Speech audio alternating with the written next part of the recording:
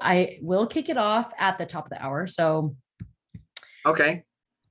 welcome everyone to our live Q&A of the Ask the Expert series. My name is Heidi Liu, and I'm the Strategic Partnerships Manager at Supermove. I'm here today with Bryan and very excited to talk to him. Supermove is on a mission to make moving simple for everyone with a software that brings your whole team from your sales to dispatch operations to your coordinators all in one system. I met Bryan a few months ago at the Wheaton convention, and he's the director of sales at Myers Movers, and very excited to learn from him how to stand out from your competition, specific to the world of moving. A brief bio about Bryan. He went to the University of Iowa and is currently living in Plainfield, Illinois. He's worked for Myers Movers for the past 29 years and was on his first move at age 13, which is incredible because I just joined the industry a little more than a year ago. He's been the only salesperson for over 24 years and year after year makes the top 5 in sales for ARP and van lines, which is changing. And we will discuss that later, maybe. We're here to learn from you and pick your brain about how to be a boss at sales. I'll start off by asking some of the questions that were submitted during registration and then open it up to questions from the audience at the end. So to kick it off, tell us more about your story. If there's any, blank spots you want to fill in with your bio, how did you get into the industry and what has kept you in it? Well, I've actually known the owners of my company since I was 8 years old. So it's not often you can be 49 and say you've known your bosses for 41 years, but I can. Actually, the owners of our company are husband and wife, and she was my den mother when I was in Cub Scouts. Wow. And so, so that's how I came to know them.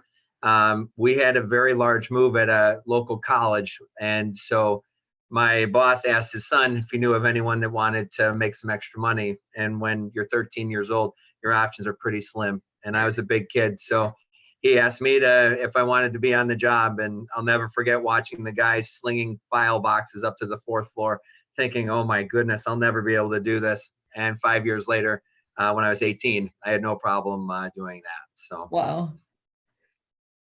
And you stayed in it because?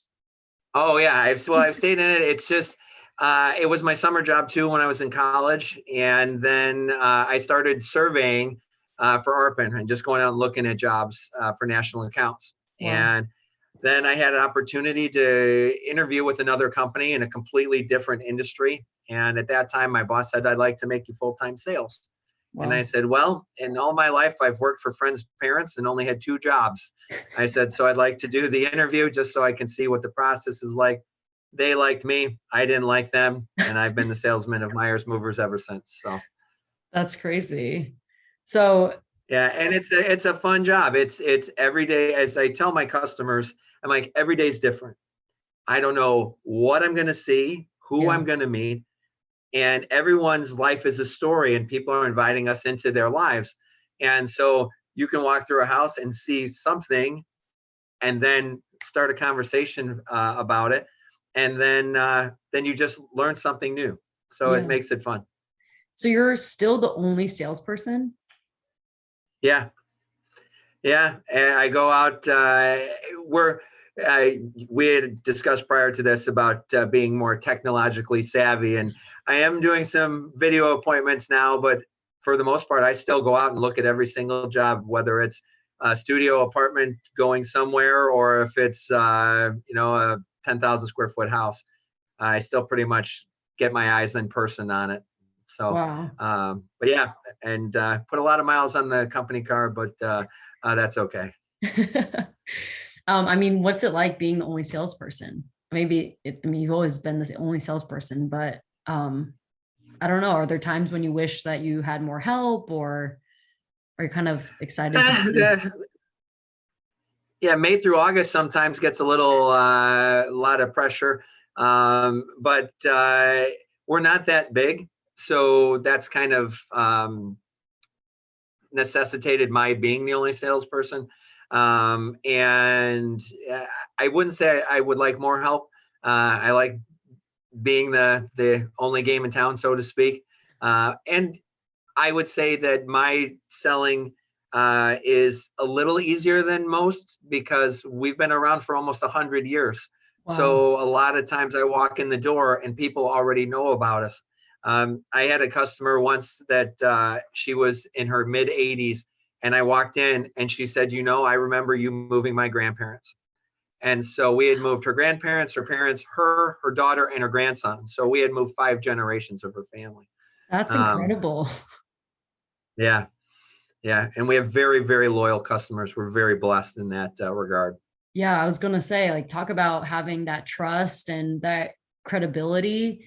Like new moving companies who enter the industry, uh, they can't say they have that, but at the same time, I don't know if the new, like the millennial generation is asking for that credibility. So, I mean, I'm sure it definitely works in your favor, but that's really interesting.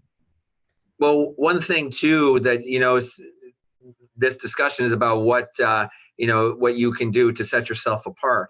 A new mover can set themselves apart by finding it's something unique to them.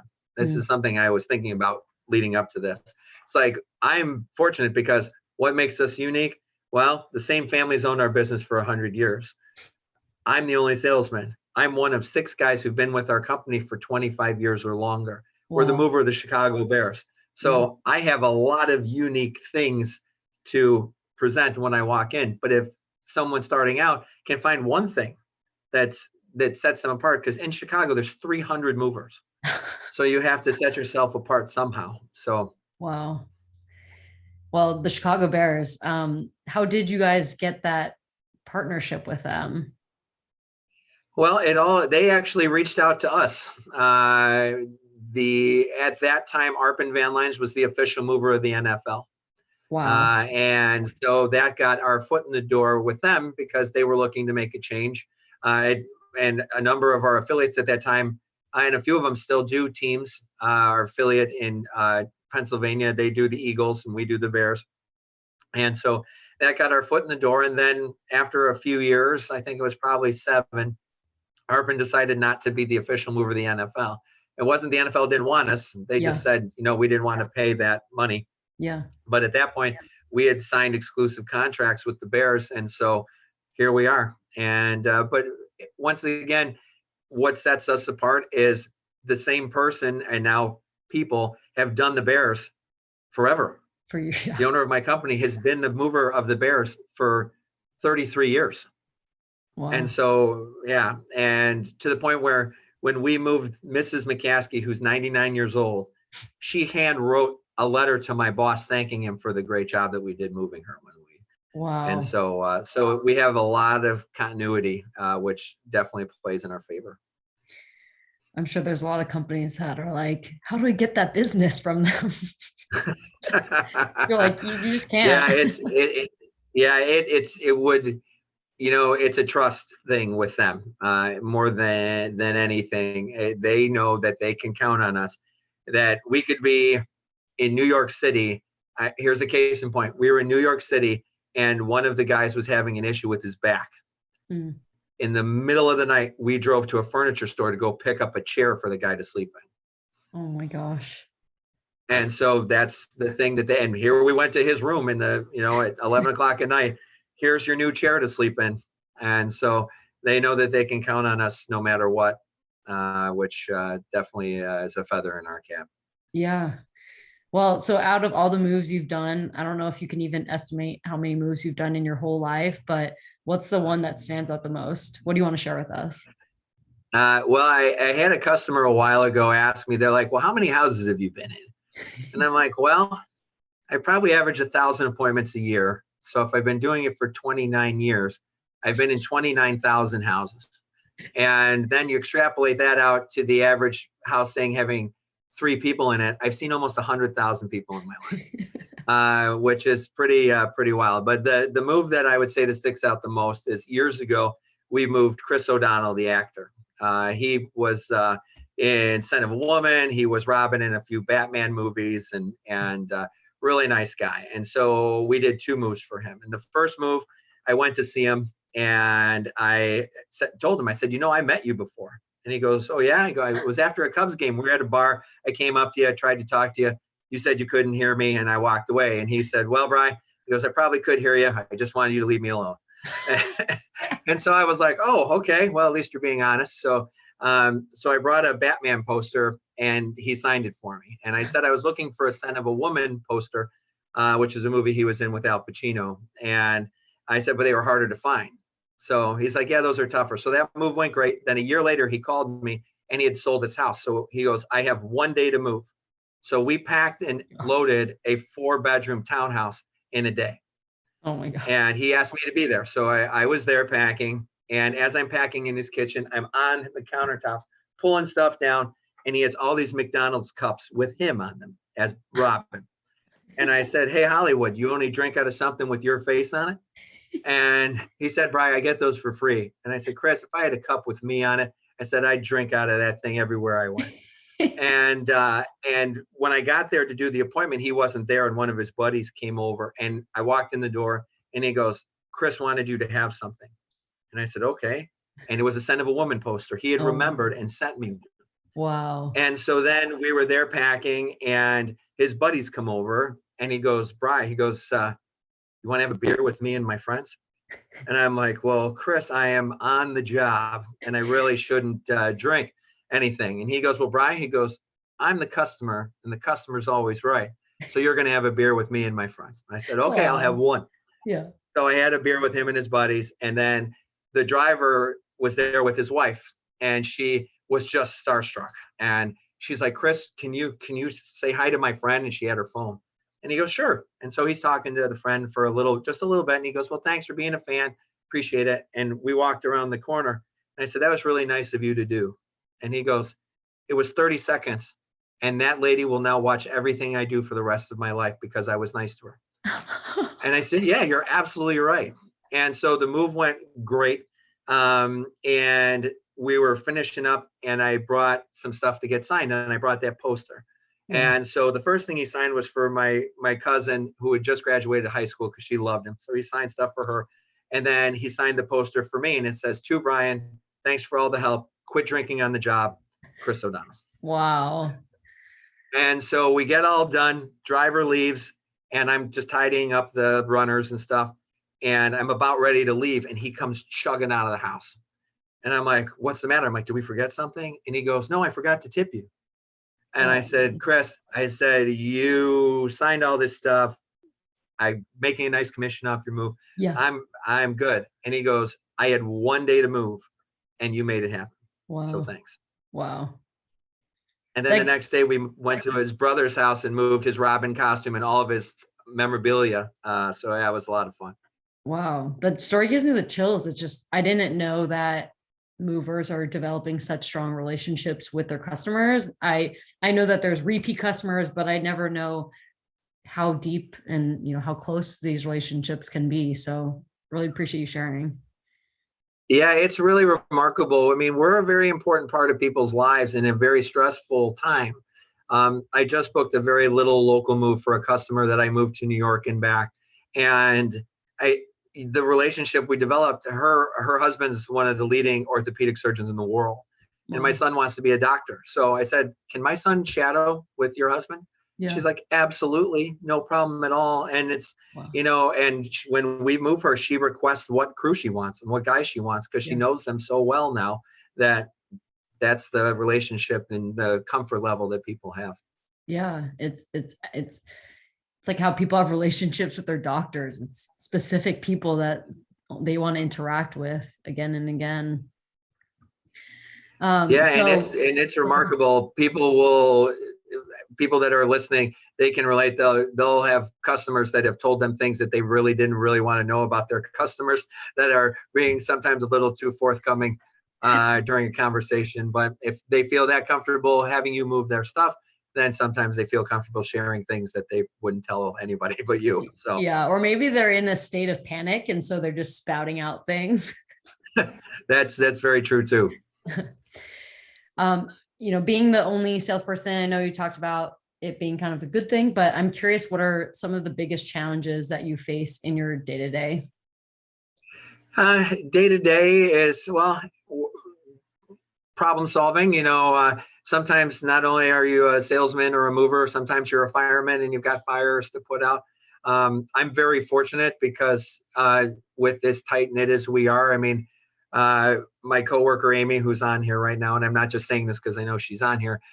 We work so well together. I mean, we've known each other since we were little kids. So I wouldn't be able to do the job I do if I didn't have the team behind me to help me out. And I don't have a lot of fires to put out because our guys do such a nice job. But the day to day, it's especially with what you do and being as technologically savvy as you are, it's the accessibility. You'll have a customer text you or call you because of your cell phone, no matter what day or night. I had a call once at 1:30 in the morning when my boys were little and my son was up. And so I recognized the phone number and I answered it. And the doctor, he was a doctor, so he worked nights. And he goes, "What are you doing answering your phone at 1:30? And I said, "Well, I knew it was you. And why are you calling me at 1:30? And he said, "Well, I thought I'd leave a voicemail." And I said, "Well, since I was awake, I figured I'd answer your question." So I would say just being available 24 hours a day. Wow. And how does being on 24 hours a day not lead to burnout? Like, what's your secret for staying sane? I'm pretty happy-go-lucky guy. You kind of, in meeting me, realize that I don't let a lot bother me. And once again, I have the team here and the team at home that I'm the type of person who really doesn't worry about much. But I have folks that worry about things for me that remind me that I should be worried about things. So that helps me a lot. I have a very low stress level in my life, and I try to do everything and be kind of goofy and fun to take the air out of the stressful sales, so to speak. Wow. Our next session will be about stress management 101 with Bryan. That's fine. I expert of a lot of things, I guess. What are some of your favorite ways to network and get business that some people may not think about? Well, one that I was thinking about this one thing that, and this showed today, actually, someone I met at our last sales conference, an agent in South Carolina, just shot the breeze with him. And all of a sudden I was getting ready for this. And I get an instant message on LinkedIn saying, "Hey, I've got a customer who's going to be calling you." So it's okay to mind your friends. That's it's a mutually beneficial thing. You can scratch each other's backs, and it really can pay dividends in the future.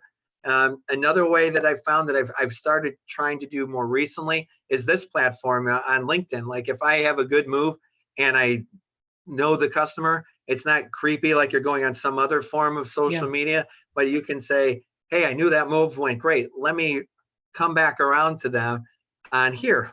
And so then that way it helps broaden that group in which you're visible. So that's been one way. And right now for us, being that it's January, slow time, senior move managers. I tell you what, we have one senior move manager we're working with, and we will have done 11 moves with her this month. Wow. So primarily local. But thankfully, I am her go-to for interstate moving. So yeah, that's that. I can't stress that enough. That is a business opportunity that is only going to grow because you have people that are like my mom's age, and she is still active and living in her house. But 10 years from now, she's not going to be. She'll probably be in a community somewhere. So it's what I was told is that we're 5 years into a 20-year bubble of these senior moves coming up, and that's huge business. Yeah. Seems I've talked to some other, leaders in the moving industry about, I guess, different industries that movers should tap into, real estate, senior moves. Is there anything else that you find is kind of an industry that, moving companies should reach out to and partner with? Well, it's kind of along the lines with the senior move managers. You could also reach out, to the the communities themselves. You get in a relationship with the move coordinator for a big community, Yeah. then you're set. I mean, you're absolutely set. Real estate, that's an obvious one. But you also, that's where having a uniqueness about you, because those realtors are going to have every mover under the sun trying to, Of course, get their business. and we're fortunate. We have one of the best realtors in the United States. I've moved between he and his children. I've moved him 16 times. Oh my God. And his name is Bryan, and he spells it the right way, like me, with a Y. But his word is gold. It's absolute gold. And so if I see that he referred us, I'm almost certain to get the job. And I was talking to an affiliate of ours who happens to be one of our best competitors. We run up against each other a lot. Yeah. They physically, when we were in Nashville, actually, they told me they've tried to get him to recommend them, and he refuses because he won't use anybody but us. So Wow. Yeah, that's something that you cannot buy. That referral of someone that you moved yourself. Yeah, and just once again, the trust level, like the lady who I mentioned, whose husband is the physician. When we moved them to New York, we did it via FaceTime. I had the code to her 11,000 square foot house. I had the code to her garage. I walked in, I FaceTime with her to see what all was going. And then she just trusted us. And then when the crew was done, they called her. She shut her garage and turned her alarm on. She was never there. Wow. Yeah, for a $60,000 move. That's technology. Yeah, there's your technology component. You're mentioning about finding a uniqueness and kind of really marketing that as a mover. Do you want to speak about that a little bit more? Well, you can do that just in the, when you sit down with someone and you start doing your spiel and telling something, you could just say, whatever that one unique factor is, or if you have a couple, what is applicable to what you're doing right now. Like with all the senior moves that we've been doing, I can say we're on the preferred list of X amount of communities, and we've done this many senior moves this month, and we work with this move coordinator. And so I can tell the client, here's what's going to happen. And they'll know, oh, okay, right away. They're at ease because now they know I know what I'm talking about. You're the expert. Yeah, you show them you're the expert. Or if you're someone, just starting out, well, what's something unique about just yourself? Or just, you're selling yourself just as much as you're selling your company. My sons asked me, they said, Dad, what do you do? And I said, I get people to trust me. And they said, okay, what do you mean? And I said, say you don't know me. But I say, okay, give me everything you own and I will have it in California in 2 weeks. And you just met me. That's a tough thing to do. Yeah. And so if you can get people to feel comfortable with you and trust you, that's key. And also reading people, there are people that I'll walk in, and I'm a very outgoing guy, in case you guys didn't know, but sometimes people will just be like, what's it going to cost me? And so it's very hard for me to do, but I shut my mouth and I just walk through the house and do things. So also reading the situation is very important too. Yeah. Yeah. You're speaking a lot about building these relationships in person. And I guess that's happening either during an estimate when you're on site, building that relationship, or at another in-person event. Do you think that, I guess, is your competition, or do you think like what's difficult about the industry is that shifting towards less in-person interactions, or maybe you're someone that's seeing that, no, the in-person will always be there? Well, I think the in-person will always be there. It's just because my philosophy is that I don't want someone who's going to pay me to do a job, do my job for me. Yeah. So with COVID, it was different because you had forced video calls and stuff like that. But there were times that I still talked my way into a house just so I could. There was one job in particular, I had 20 wood crates. And I'm not going to ask the customer, hey, do you mind taking 2 hours out of your day to measure all of your stuff? It's just Yeah. not right. I didn't feel right about it. So we've maintained our distance, and I did what I needed to do, and it got the job done. And sometimes you have to go above and beyond just feeling out a situation. I had a customer. We moved to Nashville, and you could tell what was important to this customer, and it was her Mm. clothes and her shoes. Mm. And I packed her closet. I Wow. went there and I told her, I said, don't worry, I will pack your closet. And she actually texted me during and asked me to take pictures of how I was packing her shoes. Wow. And so, sometimes if going that extra mile for a VIP, being there, that makes a difference. Yeah. No, that's it's definitely a lot. And I feel like if I were in your position, I'd be like, are you serious? You really want Yeah, a that picture? move was $48,000. So, and I packed 50 dish packs full of shoes. So it was well worth it to take it one day to be there. So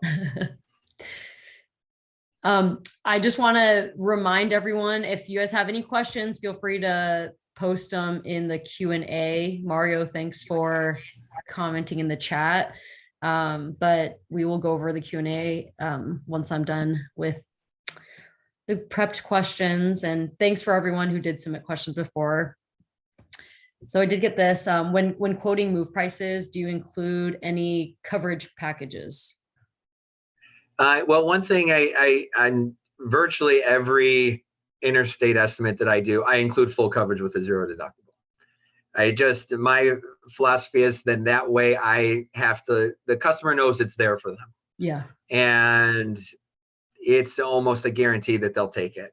It's rare if someone's moving just to Wisconsin from Illinois, okay, you're not going very far, then they might do a different deductible or even 60 cents. But I include full coverage on every job. And our claims rate is very, very low. So it's just, Wheaton Valines is probably very happy because they get a lot of dollars from us because we don't have a lot of claims. So, but I do let them know that there it is, and we can always change it, but Yeah. you automatically will have it on there. Yeah. And in the past couple of years, hiring movers and drivers has continued to be a challenge for everyone. Do you find that less people are getting into the industry, and how does your team tackle this challenge? Yeah, to say that's a challenge for everyone, that is no joke. This summer was the first time in the history of our company we had no summer help. And that's going back to when we were almost moving people with horse and buggy way back when. So it is a tremendous challenge. What we are fortunate is we're not volume, we're a quality over quantity. So we make sure that we maximize what we've got by pricing accordingly. Yeah. If you talk to affiliates of mine that know how I price my moves, they are astonished by the type of discounts that I can do. Was talking to affiliate of ours that they've got 27 drivers, and which is a nice thing to have. And they said, well, what do you discount? And when I told them, they were like, we'll move your stuff all day long. And so that's where it's come in handy. It's not so much getting new people to work for our company, but it's working together with, because we just a year ago, we went from being, a decent sized fish in a small pond to now we're in a really big ocean. Wow. With being in the Wheaton and Beacons groups. So with cultivating relationships with our fellow agents, it's come in handy to get things done that we couldn't do. I had this past summer, I had a coach that was hired by the Bears out of Oregon. There was no way we were going to Corvallis, Oregon to go pick this coach up. Yeah. But we got it covered and they did a great job. Yeah. So we've tried even paying on search groups and things to get people to come. And that's the first time we've ever done that too. And still nothing. So we're just going to do our best to not so much increase what we've got, but to keep what we have, because that's another thing that sets us apart from a competition. People will ask, they're like, well, why should I choose you? And I'll say, well, the guys are the ones that make the difference. I mean, I'll be in someone's house for an hour or two maybe, but the guys will be on a job sometimes for a week or two, depending on how big it is. So they're the ones that really, so appreciate the people you have to keep those trucks full. Yeah. I mean, now that Arpin is a part of Wheaton, do you think it's helpful that you have more people to tap into, and maybe now you guys can, I guess, do more moves? Or yeah. Oh no, I am very thankful. We were apprehensive because we were Arpin agents for forever. We were one of the first ones. Wow. So you go from what you're comfortable with, and Arpin was their family, like the owners of my company and all the owners of the other agencies have all known each other forever. Wow. And so then we get thrown into this mix, and it's like, whoa. But now it's paying great dividends. I've built some fantastic relationships, and I'm looking forward to going forward as now a Wheaton agent. It's kind of weird to say. I think I just did my first email saying agent for Wheaton Van Lines instead of Arpin. But no, I think that this partnership that we've now become a part of is just going to be helpful. From the folks at Wheaton, from the top on down, they've been nothing but helpful and great to work with. And our family of agents, the ones that I've had opportunity to work with, I have no complaints, not one. I have not had a job go sour because of something that went the wrong way with another affiliate. So yeah, fingers crossed to keep stuff. Wow. We do have a question from the audience. Outside of LinkedIn, repeat referrals, what other marketing strategies do you employ to generate consistent leads? And are you in charge of generating all the leads? Well, we don't pay for them other than the ones we get from Wheaton. That's the only, we're not on like move.com or any of those things. We feel that they're not kind of what we want to do. It's not the one bedroom moving across town in the city. A lot of times we're in the burbs, so we price ourselves out with travel time and whatnot. Our marketing budget is primarily the Chicago Bears, and that's it. So having their logo on the side of our truck, that really is, and on our uniforms, on everything. I mean, it's everything. As you can see, the orange office. So it's everywhere. So that, and as I tell customers, I'm like, there might be White Sox fans and there might be Cubs fans, but everybody loves the Bears in Chicago. So that's one thing. That's really it for us as far as marketing goes, and just maintaining relationships that we already have. And if you do a good job, then you never know who that next person is, or who that person knows, that says, oh, hey, by the way, we did for a number of years, we were we had Wilson Sporting Goods as a national account, and Papa Bear Hallis, who started the Bears, started Wilson Sporting Goods. And so that's how we got our foot in the door with them to do their moving. So you never know where the next opportunity might pop up. Just that's it. Yeah, no, that's incredible that you guys don't have to spend a lot of money marketing. I think the new companies that are popping up are relying on digital marketing to get leads and buying leads too. So it's a different game, right? We're kind of different, and we're kind of more old school. So we don't push reviews. I mean, if you were to go on Google or Yelp, we really don't have a lot of reviews on there or anything like that. We don't. If we have a great move, I'm not asking my customer, hey, can you do this? I mean, if they do it, great. Or if I move a friend or a family member, then I'll be like, hey, by the way, throw something on there for us. But other than that, we really, we don't even have to push that sort of thing. Yeah, it's because you guys have had a long history, and you can just rely on that, all the good moves that you guys have done. Yeah, we were actually, it was interesting. My boss was in yesterday and he was going through all these old pictures. And yeah, actually saw some of me when I was in my early 20s. And it was pretty, and just you're saying the history, seeing where our business was in 1955, because he came across a picture from that. Or so yeah, it is fun to have that in our past. Yeah. Do you have any tips specifically for small companies looking to grow? Well, I would just come back around to the senior moves is a great way, because you don't need, they're not big jobs. So if Yeah. you're not a very big company, it's a great way to get consistent business that won't tax you to the hilt with men Yeah. and manpower. So that's a great one. We have it's funny. There's a competitor of ours that we have a very good relationship, and their name is Carlson Brothers. And so kind of funny.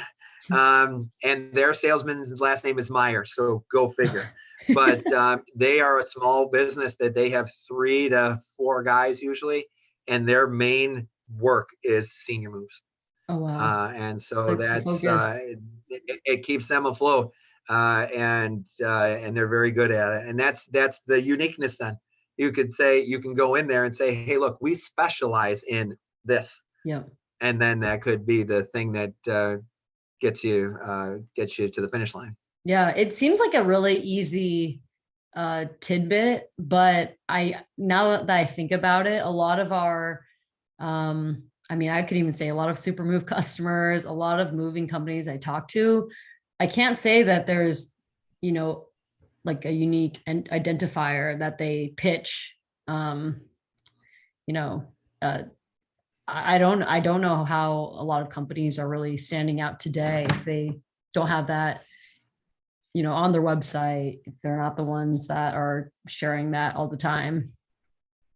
Yeah, and also one thing that has worked well for me over the years is just be not only observant as you're walking through a house as to what's going, but be observant as to what Staying. those people are all about. Oh. Find that I can't tell you how many times I've got a job because I noticed a picture on the wall and I said, oh, you went to Yellowstone. I Mm, went to Yellowstone. Oh, you did. Wasn't it amazing? And then right away, boom, they feel comfortable with you because you have a shared interest in something. yeah. So I joke that I know a little about a lot of stuff. So I know enough to get by in conversation in an hour that I'm in somebody's house, regardless of what the topic can be sometimes. No, I believe that movers, with all the experiences that you guys have, you guys definitely know the most. We have one comment. It says another great group to get involved with is the Building Owners and Managers Association, BOMA. This group is comprised of owners, managers, affiliate members that provide services. Restoration companies are a big segment of the organization, which is another resource for movers. BOMA Chicago only has 2 movers in their organization. All right. Well, whoever that was, thank you. Get on it, Bryan. Feel free to reach out to me after this is over with. I can connect you too. Yeah. All right. Sounds good. Awesome. Well, Bryan, I really want to appreciate, I really want to take this time to tell you how much I am appreciative of you spending time with me, with everyone, to share your story, just be so honest and candid about your experiences. And your stories are awesome. I think you're so fun to talk to, and I can't wait to meet you in person again. Once again, this live Q&A was brought to you by Supermove.